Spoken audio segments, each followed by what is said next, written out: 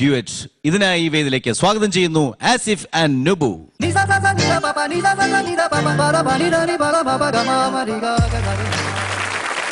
ആസിഫ്, നല്ല രസമുണ്ട് ശരിക്കും. ഒരു നിങ്ങളുടെ കൂടെയുള്ള ഗ്രൂപ്പിന് എന്താണ് അവരുടെ അവസ്ഥ? ബോയ്സും ഗേൾസ് ഒക്കെ ഇല്ലേ? ഉണ്ട്. ഏതാ പാടാൻ പോകുന്നത്? അഴകിന്റെ അഴകെ എന്ന കണ്ണൂർ സലീം ക ആണ് ഈ ഗാനം ആലപിച്ചിരിക്കുന്നത്. ഈ രണ്ട് ഗായകരെയും ഞങ്ങൾ നമ്മളുടെ എല്ലാവരുടെയും പേരിൽ ആശീർവദിക്കുന്നു. All the best. Okay, thank you.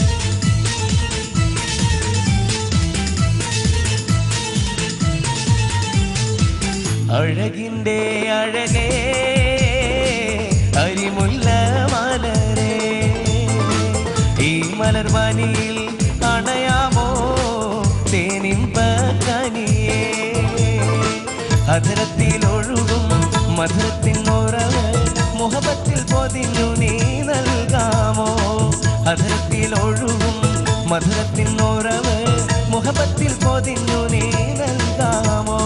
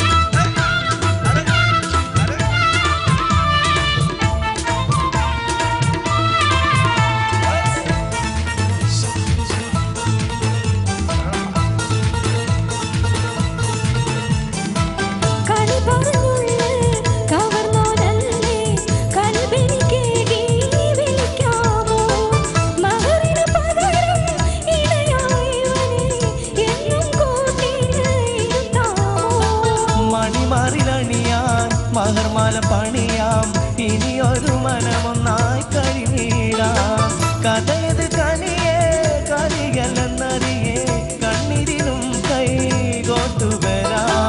അഴകിൻ്റെ അഴകേ അരിമുല്ല മലരേ, ഈ മലർപനിയിൽ അണയാമോ തേനിമ്പ കനിയേ, അധരത്തിലൊഴുകും മധുരത്തിൻ ഉറവ് മുഹബത്തിൽ പൊതിഞ്ഞു നീ നൽകാമോ, അധരത്തിലൊഴുകും മധുരത്തിൻ ഉറവ് മുഹബത്തിൽ പൊതിഞ്ഞു നീ നൽകാമോ. അഴകിൻ്റെ അഴകേ അരിമുല്ല മലരേ, ഈ മലർവനിയിൽ അണയാമോ തേനിമ്പ കനിയേ.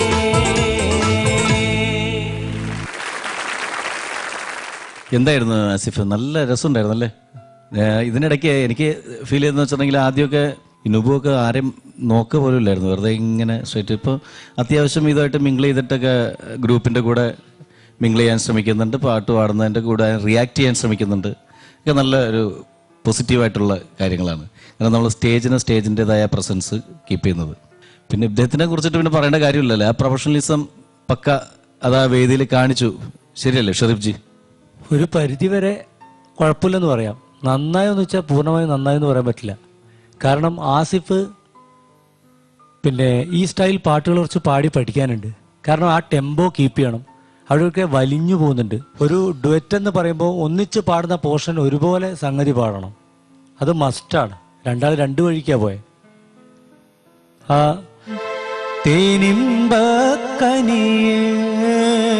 ഇതിനത് അത് ഫീലിംഗ് ആണ്. അങ്ങനത്തെ പലതും കൊടുക്കരുത്. ആ പാട്ട്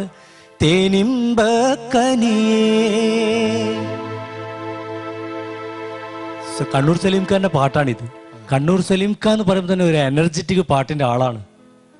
പവർഫുൾ പാട്ടാണ്. പുള്ളിക്കാരൻ അങ്ങനെയേ പാടുള്ളൂ. അപ്പോൾ ആ ഒരു എനർജി പാട്ടിൽ വന്നു എന്ന് വെച്ചാൽ ഇല്ല, സത്യതാണ്. പക്ഷെ ആസിഫ് പരമാവധി പാടിയിട്ടുണ്ട്. പിന്നെ അതുപോലെ എനിക്ക് നുബു വളരെ ആ പാട്ടിൻ്റെ അടുത്തേ വന്നില്ല ശരിക്ക്. കാരണം നുബു പിന്നെ എന്താണ് ഒരു ബ്രൈറ്റ് ആവുന്നില്ല പാടിയത്. പിന്നെ അനുപല്ലവി പാടിയ വേർഡ്സ് തെറ്റിയോ? ആ തെറ്റിപ്പോയി. അനുപല്ലവി ഒന്ന് ക്ലിയർ ആയിട്ട് പാടുവോ?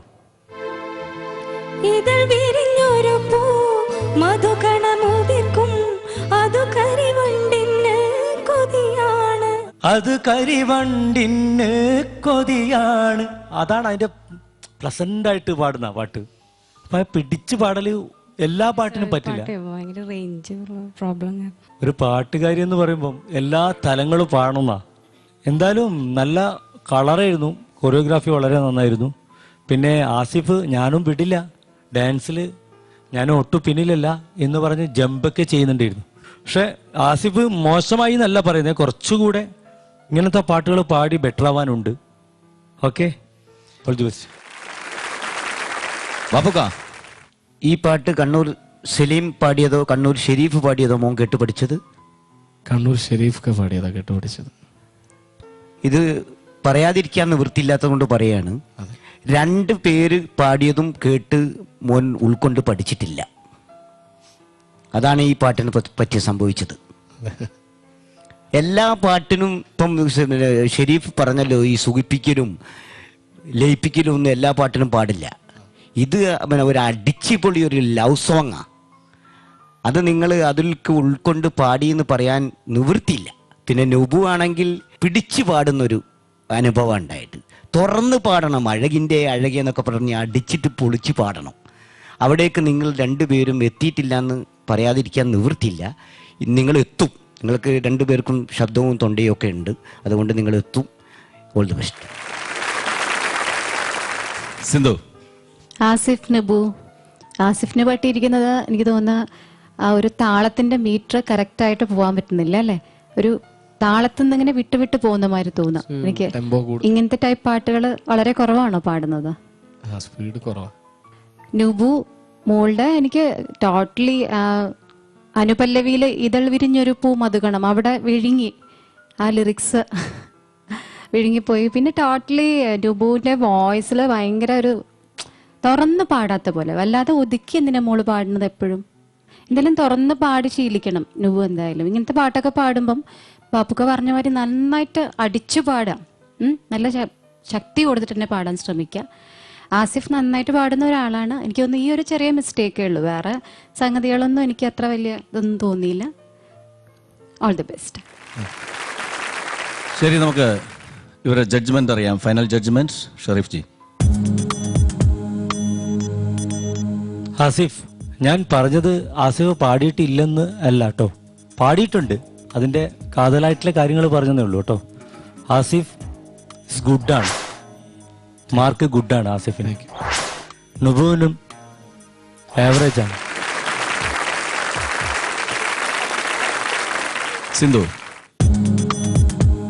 Asif good, Nubu average. ബാബുക്ക. Asif good, Nubu average.